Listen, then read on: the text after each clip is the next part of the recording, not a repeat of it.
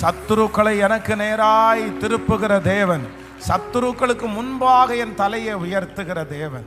ஹல்லேலூயா. காலம் முழுதும் இந்த சவுல் தாவீதற்கு எதிராக இருந்தான்.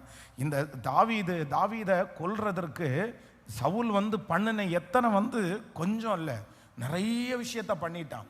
அதுலேயும் நம்ம பார்க்கும்போது அவனுடைய சொந்த மகள் தீனாள், ரொம்ப அந்த சொந்த மகள், அவளை ரொம்ப பிடிக்கும் சவுலுக்கு. ஆனால் இந்த மகளை என்ன சொல்கிறார் அப்படின்னு சொன்னால், நீ மட்டும் இந்த மாதிரி ஒரு யுத்தத்தை பண்ணிட்டு வந்தேன்னா என் மகளை நான் கல்யாணம் பண்ணி கொடுப்பேன்னு சொல்கிறாரு.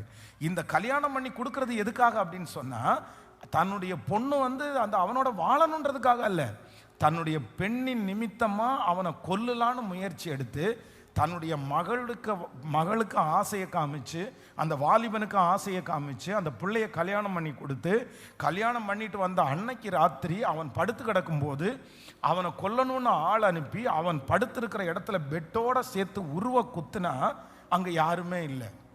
அன்னைக்கு தாவீது காப்பாற்றப்பட்டான். அப்போ எந்த அளவிற்கு சவுலுக்கு தாவீதின் மேல வெறுப்பு பாருங்க, எந்த அளவுக்கு இருந்திருக்குது. தன்னுடைய பிள்ளையே கல்யாணம் பண்ணி கொடுத்து ஒருத்தனை கொல்லணும்னு நினைச்சா அவனுடைய உச்சந்தலை முதல் உள்ளங்கால் வரைக்கும் தாவீதை குறிச்ச விஷம் அவனுக்குள்ள இருந்துட்டே இருக்குது. இன்னும் பெலிஸ்தியருடைய நுனி தோள்களை கேட்கிறான். எதுக்காக கேட்கிறான் அப்படின்னு சொன்னா, வேற ஒன்றும் இல்லை, தாவீதை அவர்களுடைய கையிலே விழ வைப்பதே அவனுடைய நோக்கமா இருந்துச்சாமா. எப்படியாவது இவன் போய் அந்த எதிரியினுடைய பட்டயத்துக்குள்ள விழுந்து அவங்க இவனை கொன்னுட்டாங்கன்னா பரவாயில்ல, நிமிஷத்துக்கு நிமிஷம் தன்னுடைய ராஜ்யபாரத்தை விட்டு, தன்னுடைய குடும்பத்தை விட்டு, தன்னுடைய வேலைகளை விட்டு இந்த ஒரே ஒருத்தனை கொல்லணுன்றதுக்காக ராத்திரி பகலாக சிங்க கெபிகளில் ஒளிஞ்சு கிடந்தவன் தான் யார் அப்படின்னு சொன்னா இந்த சவுல் ராஜா. அவ்வளவு வெறி, அவ்வளவு சத்துரு. ஆனா ஆண்டவர் பாருங்க, ஒரே ஒரு நிமிஷத்துல இந்த சத்துருடைய மனசை அப்படியே யாருக்கு நேராக திருப்பிட்டார்னா, கர்த்தர் தாவீதற்கு நேராய் திருப்பிட்டார்.